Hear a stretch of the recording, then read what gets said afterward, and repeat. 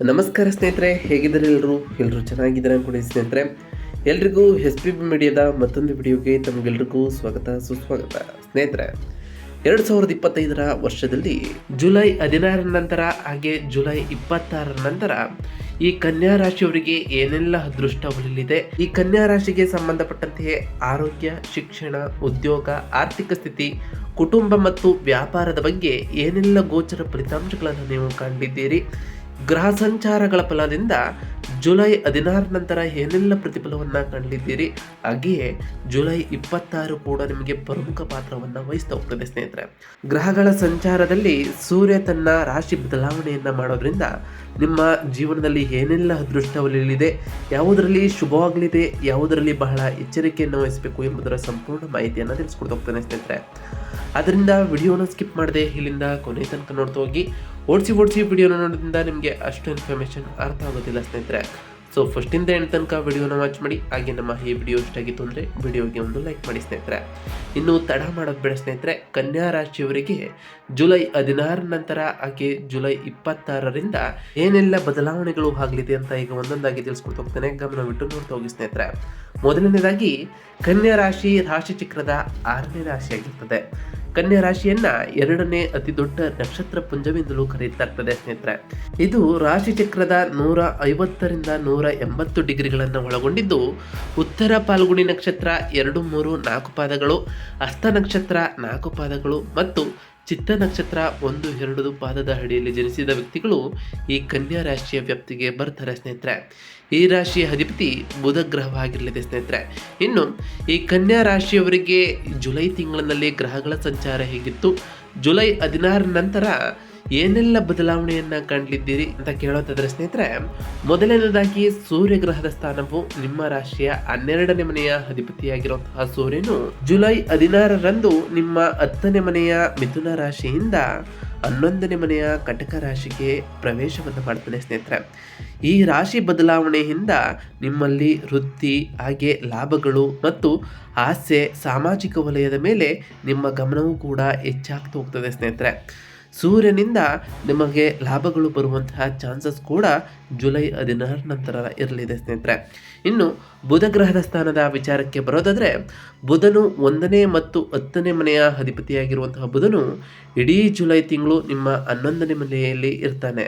ಇದರಿಂದ ನಿಮ್ಮ ವ್ಯಕ್ತಿತ್ವ ಹಾಗೆ ವೃತ್ತಿ, ಲಾಭದಲ್ಲಿ ಮತ್ತು ಸಾಮಾಜಿಕ ವಲಯದ ಮೇಲೆ ಸಾಕಷ್ಟು ಬುಧನು ಪ್ರಭಾವವನ್ನು ಬೀರೋದ್ರಿಂದ ಲಾಭಗಳು ಬರ್ತಾ ಹೋಗ್ತದೆ. ವೃತ್ತಿಯಲ್ಲಿ ಸಕಾರಾತ್ಮಕವಾದ ಪ್ರಭಾವವನ್ನು ನೀವು ಕಾಣಬಹುದಾಗಿದೆ. ಇನ್ನು ಶುಕ್ರ ಗ್ರಹದ ವಿಚಾರಕ್ಕೆ ಬರೋದಾದರೆ, ಶುಕ್ರನು 2ನೇ ಮತ್ತು 6ನೇ ಮನೆಯ ಅಧಿಪತಿಯಾಗಿರುವಂತಹ ಶುಕ್ರನು ಜುಲೈ 26ರಂದು ನಿಮ್ಮ 9ನೇ ಮನೆಯಾದ ವೃಷಭ ರಾಶಿಯಿಂದ 10ನೇ ಮನೆಯಾದ ಮಿಥುನ ರಾಶಿಗೆ ರಾಶಿ ಬದಲಾವಣೆಯನ್ನು ಮಾಡ್ತಾ ಹೋಗ್ತಾನೆ ಸ್ನೇಹಿತರೆ. ಶುಕ್ರನ ಈ ರಾಶಿ ಬದಲಾವಣೆಯಿಂದ ಆರ್ಥಿಕ ವಿಷಯಗಳಿಗೆ ಸಂಬಂಧಪಟ್ಟಂತೆ ಅದೃಷ್ಟ ನಿಮಗೆ ಕೂಡಿ ಬರ್ತಾ ಹೋಗ್ತದೆ. ಉನ್ನತ ಶಿಕ್ಷಣ ಮತ್ತು ವೃತ್ತಿಯಲ್ಲಿ ಪ್ರಗತಿಯ ಮೇಲೆ ಗಮನವೂ ಕೂಡ ಬದಲಾಗ್ತಾ ಹೋಗ್ತದೆ. ಇದರಿಂದ ಉನ್ನತ ಶಿಕ್ಷಣದಲ್ಲಿ ಮತ್ತು ವೃತ್ತಿಯಲ್ಲಿ ನೀವು ಯಶಸ್ಸನ್ನು ಕಾಣಲಿದ್ದೀರಿ ಸ್ನೇಹಿತರೆ. ಇನ್ನು ಮಂಗಳ ಗ್ರಹದ ಸ್ಥಾನದ ವಿಚಾರಕ್ಕೆ ಬರೋದಾದರೆ, ಮಂಗಳನು 5ನೇ ಮತ್ತು 8ನೇ ಮನೆಯ ಅಧಿಪತಿಯಾಗಿ ಇದ್ದಾನೆ ಸ್ನೇಹಿತರೆ. ಜುಲೈ 28ರಂದು ಅಂದರೆ ಕೊನೆಯ ವಾರದಂದು ನಿಮ್ಮ 12ನೇ ಮನೆಯಾದ ಸಿಂಹರಾಶಿಯಿಂದ 1ನೇ ಮನೆಯಾದ ಕನ್ಯಾ ರಾಶಿಗೆ ಹೋಗ್ತಾನೆ ಸ್ನೇಹಿತರೆ. ಇದರಿಂದಾಗಿ ನಿಮ್ಮ ಸಂವಹನದ ಕೌಶಲ್ಯಗಳು ಇಂಪ್ರೂವ್ ಆಗ್ತಾ ಹೋಗ್ತವೆ, ಧೈರ್ಯ ನಿಮ್ಮಲ್ಲಿ ಹೆಚ್ಚಾಗ್ತಾ ಹೋಗ್ತದೆ, ಆಕಸ್ಮಿಕವಾಗಿ ಬದಲಾವಣೆಗಳು ಉಂಟಾಗ್ಬೋದು. ಸಂಶೋಧನೆ ಮತ್ತು ನಿಮ್ಮ ಆರೋಗ್ಯದ ಮೇಲೆ ಗಮನವನ್ನು ನೀವು ಹರಿಸಬೇಕಾಗಿರುತ್ತದೆ. ಈ ಸಮಯದಲ್ಲಿ ಹೆಚ್ಚು ಚಟುವಟಿಕೆಗಳಿಂದ ಕೂಡಿರ್ತೀರಿ. ಅದರಿಂದ ಮಂಗಳನ ಅನುಗ್ರಹವೂ ಕೂಡ ಈ ರಾಶಿಯವರಿಗೆ ಇರ್ತದೆ ಸ್ನೇಹಿತರೆ. ಇನ್ನು ಗುರುಗ್ರಹದ ಸ್ಥಾನದ ವಿಚಾರಕ್ಕೆ ಬರೋದಾದರೆ, ನಿಮ್ಮ 4ನೇ ಮತ್ತು 7ನೇ ಮನೆಯ ಅಧಿಪತಿಯಾಗಿರುವಂತಹ ಗುರು ಇಡೀ ಜುಲೈ ತಿಂಗಳು ನಿಮ್ಮ 10ನೇ ಮನೆಯಲ್ಲಿ ಇರ್ತಾನೆ ಸ್ನೇಹಿತರೆ. ಇದರಿಂದಾಗಿ ಕುಟುಂಬ, ಮನೆ, ಪಾಲುದಾರಿಕೆ, ವಿವಾಹ ಮತ್ತು ವೃತ್ತಿಯಲ್ಲಿ ಸಕಾರಾತ್ಮಕವಾದ ಪ್ರಭಾವವನ್ನು ಗುರು ಬೀಳ್ತಾ ಹೋಗ್ತಾನೆ ಸ್ನೇಹಿತರೆ. ಇನ್ನು ಶನಿ ಗ್ರಹದ ವಿಚಾರಕ್ಕೆ ಬರೋದಾದರೆ, ಶನಿ 5ನೇ ಮತ್ತು 6ನೇ ಮನೆಯ ಅಧಿಪತಿಯಾಗಿ ಶನಿ ಇರೋದ್ರಿಂದ ಇಡೀ ಜುಲೈ ತಿಂಗಳು ನಿಮ್ಮ 7ನೇ ಮನೆಯಲ್ಲಿ ಶನಿ ಇರ್ತಾನೆ ಸ್ನೇಹಿತರೆ. ಇದರಿಂದಾಗಿ ಪ್ರೇಮ ವ್ಯವಹಾರಗಳು, ಮಕ್ಕಳು, ಸಾಲಗಳು, ಆರೋಗ್ಯ ಮತ್ತು ಪಾಲುದಾರಿಕೆಗಳಲ್ಲಿ ಜವಾಬ್ದಾರಿಗಳು ನಿಮಗೆ ಹೆಚ್ಚಾಗ್ತಾ ಹೋಗ್ತವೆ. ಈ ಟೈಮ್ನಲ್ಲಿ ಶಿಸ್ತು ಕೂಡ ನಿಮ್ಮಲ್ಲಿ ಹೆಚ್ಚಾಗ್ತಾ ಹೋಗ್ತದೆ. ಇದರಿಂದ ಶನಿಯ ಅನುಗ್ರಹವೂ ಕೂಡ ನಿಮಗೆ ಪ್ರಾಪ್ತಿಯಾಗಲಿದೆ. ಇನ್ನು ರಾಹು ಗ್ರಹದ ಸ್ಥಾನದ ವಿಚಾರಕ್ಕೆ ಬರೋದಾದ್ರೆ, ರಾಹು ನಿಮ್ಮ 6ನೇ ಮನೆಯಲ್ಲಿ ಇರ್ತಾನೆ ಸ್ನೇಹಿತರೆ. ದೈನಂದಿನ ಸಾಲಗಳು, ಆರೋಗ್ಯ, ಶತ್ರುಗಳು ಮತ್ತು ದೈನಂದಿನ ಕೆಲಸದಲ್ಲಿ ಅನಿರೀಕ್ಷಿತವಾದ ಬದಲಾವಣೆಗಳು ನಿಮಗೆ ಉಂಟಾಗ್ತಾ ಹೋಗ್ತದೆ. ಹೊಸ ಅವಕಾಶಗಳು ಕೂಡ ನಿಮಗೆ ಎದುರಾಗ್ತಾ ಹೋಗ್ತವೆ. ಇನ್ನು ಕೇತು ಗ್ರಹದ ಸ್ಥಾನದ ವಿಚಾರಕ್ಕೆ ಬರೋದಾದ್ರೆ, ಕೇತು ನಿಮ್ಮ 12ನೇ ಮನೆಯಲ್ಲಿ ಇರ್ತಾನೆ. ಇದರಿಂದ ಖರ್ಚುಗಳು, ವಿದೇಶಿ ವ್ಯವಹಾರಗಳು ಮತ್ತು ಆಧ್ಯಾತ್ಮಿಕತೆಯ ಮೇಲೆ ಹೆಚ್ಚು ಗಮನವನ್ನು ನೀವು ಹರಿಸಬೇಕಾಗಿರ್ತದೆ ಸ್ನೇಹಿತರೆ. ಒಟ್ಟಾರೆಯಾಗಿ ಈ ಜುಲೈ ತಿಂಗಳು ನಿಮಗೆ ವೃತ್ತಿ ಮತ್ತು ಆರ್ಥಿಕ ಹಾಗೆ ವೈಯಕ್ತಿಕ ಜೀವನದಲ್ಲಿ ಅದ್ಭುತವಾದ ತಿಂಗಳಾಗಿರ್ತದೆ. ಅದರಲ್ಲೂ ಜುಲೈ 16ರ ನಂತರ ನಿಮ್ಮ 10ನೇ ಮನೆಯಲ್ಲಿ ವೃತ್ತಿ, 11ನೇ ಮನೆಯಲ್ಲಿ ಲಾಭದ ಸ್ಥಾನದಲ್ಲಿ ಶಕ್ತಿಶಾಲಿ ಗ್ರಹಗಳು ಇರೋದರಿಂದ ನೀವು ಅನಿರೀಕ್ಷಿತವಾದ ಯಶಸ್ಸು ಮತ್ತು ಗೌರವವನ್ನು ಪಡೆದುಕೊಳ್ತಾ ಹೋಗ್ತೀರಿ. ಹಾಗೆಯೇ ಜುಲೈ 26ರ ನಂತರ ನಿಮ್ಮ ದೀರ್ಘಕಾಲದ ಆಸೆಗಳು ಈಡೇರುವಂತಹ ಸಮಯವಾಗಿರ್ತದೆ. ಶುಕ್ರನ ರಾಶಿ ಬದಲಾವಣೆಯಿಂದ ಗ್ರಹಗಳೆಲ್ಲವೂ ನಿಮಗೆ ಅನುಕೂಲಕರವಾಗಿರೋದರಿಂದ ಈ ತಿಂಗಳು ಸಂಪೂರ್ಣವಾಗಿ ಸದುಪಯೋಗವನ್ನು ನೀವು ಪಡಿಸ್ಕೊಳ್ಬೋದಾಗಿದೆ ಸ್ನೇಹಿತರೆ. ಇನ್ನು ವೃತ್ತಿ ಜೀವನದ ವಿಷಯಕ್ಕೆ ಬರೋದಾದರೆ, ವೃತ್ತಿಪರರಿಗೂ ಕೂಡ ಈ ತಿಂಗಳು ಸುವರ್ಣಾವಕಾಶ ಎಂದರೆ ತಪ್ಪಾಗಲಾರದು. ಏಕೆಂದರೆ 10ನೇ ಮನೆಯಲ್ಲಿ ದೇವಗುರು ಬೃಹಸ್ಪತಿ ಅಂದರೆ ಗುರು ಇರೋದ್ರಿಂದ ಹಂಸಯೋಗ ನಿರ್ಮಾಣವಾಗ್ತಾ ಹೋಗ್ತದೆ ಸ್ನೇಹಿತರೆ. ನಿಮಗೆ ಕಚೇರಿಯಲ್ಲಿ ಅಪಾರವಾದ ಗೌರವ, ಉನ್ನತ ಪದವಿಗಳು ಕೂಡ ದೊರಕ್ತಾ ಹೋಗ್ತದೆ. ನಿಮ್ಮ ಕಚೇರಿಯಲ್ಲಿ ನಿಮ್ಮ ಮಾತಿಗೆ ಬೆಲೆಯೂ ಕೂಡ ಹೆಚ್ಚಾಗ್ತಾ ಹೋಗ್ತದೆ. ಇದರ ಜೊತೆಗೆ ಜುಲೈ 26ರಂದು ನಿಮ್ಮ ಭಾಗ್ಯದ ಅಧಿಪತಿಯಾಗಿರುವಂತಹ ಶುಕ್ರನು ಕೂಡ 10ನೇ ಮನೆಗೆ ಪ್ರವೇಶಿಸೋದ್ರಿಂದ ಮಾಳವ್ಯ ಯೋಗ ನಿರ್ಮಾಣವಾಗ್ತಾ ಹೋಗ್ತದೆ. ಈ ಯೋಗ ನಿರ್ಮಾಣವಾಗೋದ್ರಿಂದ ನಿಮ್ಮ ಕೆಲಸಕ್ಕೆ ಪ್ರಶಂಸೆಗಳು, ಬಡ್ತಿಗಳು ಖಚಿತವಾಗ್ತಾ ಹೋಗ್ತದೆ. ನಿಮ್ಮ ರಾಶಿಯಾಧಿಪತಿ ಮತ್ತು ವೃತ್ತಿ ಅಧಿಪತಿಯಾದಂತಹ ಬುಧನು ಲಾಭದ ಸ್ಥಾನದಲ್ಲಿ ಇರೋದ್ರಿಂದ ನಿಮ್ಮ ಪ್ರತಿ ಪ್ರಯತ್ನವು ಲಾಭದಾಯಕವಾಗಿರ್ತದೆ ಸ್ನೇಹಿತರೆ. ಇದು ನಿಮ್ಮನ್ನು ನೀವು ಸಾಬೀತುಪಡಿಸಲು ಇದು ಸರಿಯಾದ ಸಮಯವಾಗಿರ್ತದೆ ಸ್ನೇಹಿತರೆ. ಇನ್ನು ಹಣಕಾಸಿನ ವಿಚಾರಕ್ಕೆ ಬರೋದಾದರೆ, ಈ ಜುಲೈ ತಿಂಗಳು ನಿಮಗೆ ಬಹಳ ಲಾಭದಾಯಕವಾಗಿರ್ತದೆ. ಅದರಲ್ಲೂ ಜುಲೈ 16ರ ನಂತರ ಸೂರ್ಯನ ರಾಶಿ ಬದಲಾವಣೆಯಿಂದ ನಿಮ್ಮ 11ನೇ ಮನೆಯಲ್ಲಿ ಅಂದರೆ ಲಾಭದ ಸ್ಥಾನದಲ್ಲಿ ನಿಮ್ಮ ರಾಶಿಯಾಧಿಪತಿ ಬುಧ ಮತ್ತು ಸೂರ್ಯನು ಇರೋದ್ರಿಂದ ಆದಾಯವು ಅನೇಕ ಮಾರ್ಗಗಳಿಂದ ನಿಮಗೆ ಬರ್ತಾ ಹೋಗ್ತದೆ. ವೇತನ ಹೆಚ್ಚಳ ಆಗ್ಬೋದು, ವ್ಯಾಪಾರ ಲಾಭಗಳು ಇರ್ಬೋದು, ಹಾಗೆ ಹಳೆಯ ಹೂಡಿಕೆಗಳಿಂದ ಉತ್ತಮವಾದ ಆದಾಯವನ್ನು ಕೂಡ ಈ ರಾಶಿಯವರು ನೋಡ್ತಾ ಹೋಗ್ತೀರಿ.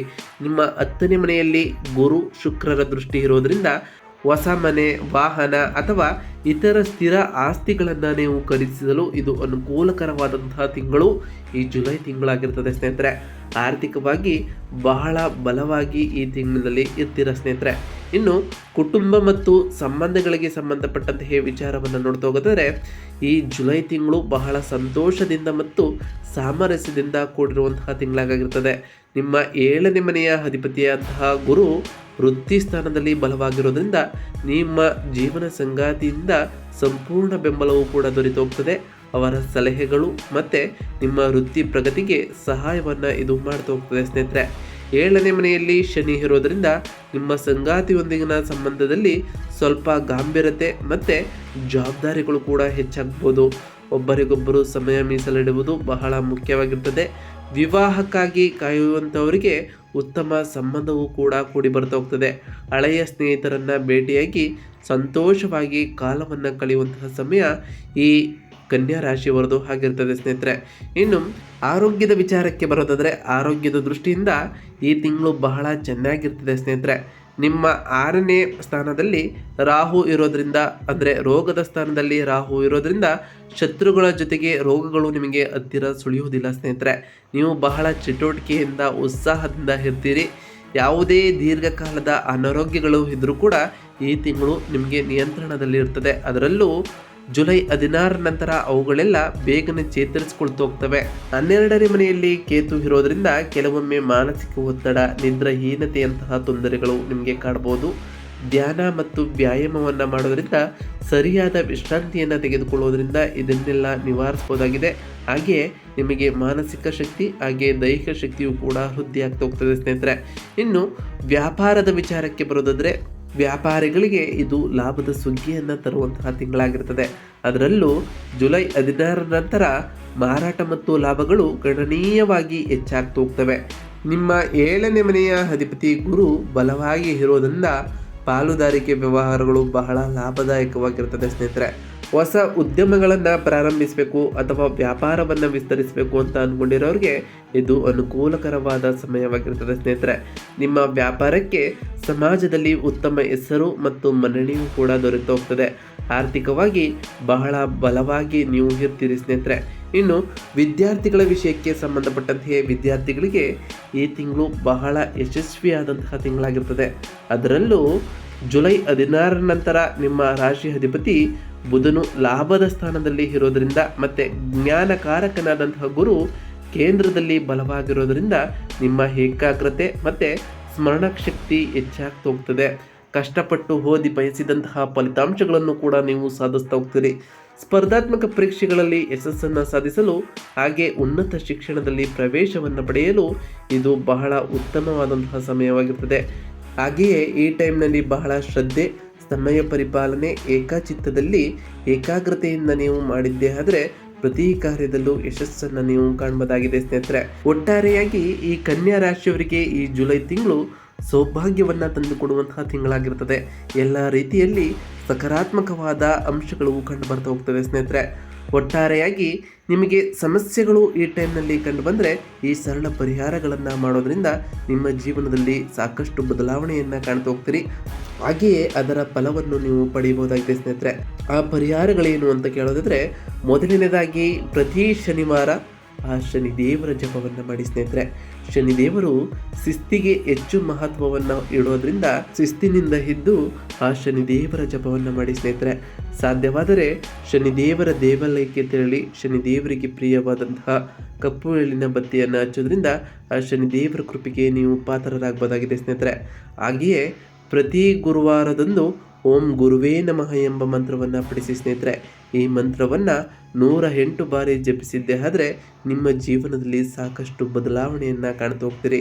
ಹಾಗೆ ಪ್ರತಿ ಶುಕ್ರವಾರದಂದು ತಾಯಿ ಲಕ್ಷ್ಮೀ ದೇವಿಯನ್ನು ಪೂಜಿಸಿ ಸ್ನೇಹಿತರೆ. ಇದರಿಂದ ಮನೆಯಲ್ಲಿ ಶಾಂತಿ ಸಮೃದ್ಧಿಯೂ ಕೂಡ ನೆಲೆಸಲಿದೆ ಸ್ನೇಹಿತರೆ. ಇನ್ನು ಮಂಗಳವಾರದಂದು ಓಂ ಅಂಗರಾಯಕಾಯ ನಮಃ ಎಂಬ ಮಂತ್ರವನ್ನು ಜಪಿಸಿ ಸ್ನೇಹಿತರೆ. ಆ ಮಂಗಳ ದೇವನ ಆಶೀರ್ವಾದವೂ ಕೂಡ ನಿಮಗೆ ಸಿಗ್ತಾ ಹೋಗ್ತದೆ.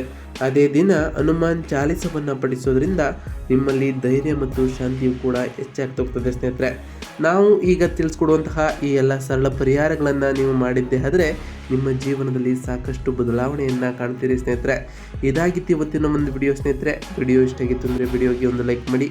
ಯಾರಿನ್ನೂ ಚಾನಲ್ನ ಸಬ್ಸ್ಕ್ರೈಬ್ ಮಾಡ್ಕೊಂಡಿಲ್ಲ ಅವರು ಈಗಲೇ ಸಬ್ಸ್ಕ್ರೈಬ್ ಮಾಡ್ಕೊಳ್ಳಿ ಸ್ನೇಹಿತರೆ. ಸಬ್ಸ್ಕ್ರೈಬ್ ಮಾಡಿಕೊಂಡು ಪ್ರತಿನಿತ್ಯ ವಿಡಿಯೋನ ವಾಚ್ ಮಾಡ್ತಿರೋರಿಗೆ ಥ್ಯಾಂಕ್ ಯು ಸೋ ಮಚ್ ಅಂತ ಹೇಳ್ತಾ, ಹಾಗೆ ಕಮೆಂಟ್ನಲ್ಲಿ ಓಂ ಶನೈಶ್ವರಾಯ ನಮಃ, ಓಂ ಗುರುವೇ ನಮಃ, ಓಂ ಅಂಗರಾಯಕಾಯ ನಮಃ, ಓಂ ಲಕ್ಷ್ಮೀನಾರಾಯಣಾಯ ನಮಃ ಎಂದು ಕಮೆಂಟ್ ಮಾಡಿ ಸ್ನೇಹಿತರೆ. ಆ ಶನಿದೇವರು, ಗುರುದೇವರು ಮತ್ತು ಮಂಗಳದೇವ ಹಾಗೆಯೇ ಲಕ್ಷ್ಮೀನಾರಾಯಣ ನಿಮಗೆ ಆಯುಷ್ಯ ಆರೋಗ್ಯ ಸಮೃದ್ಧಿಯನ್ನು ಕೊಟ್ಟು ಕಾಪಾಡಲಿ ಅಂತ ದೇವರಲ್ಲಿ ಕೇಳ್ಕೊಳ್ತಾ ಇವತ್ತಿನ ಒಂದು ವಿಡಿಯೋನ ಮುಗಿಸ್ತಿದ್ದೀನಿ ಸ್ನೇಹಿತರೆ. ಸಿಗ್ತೀನಿ ಮತ್ತೊಂದು ವಿಡಿಯೋದೊಂದಿಗೆ. Thank you for watching.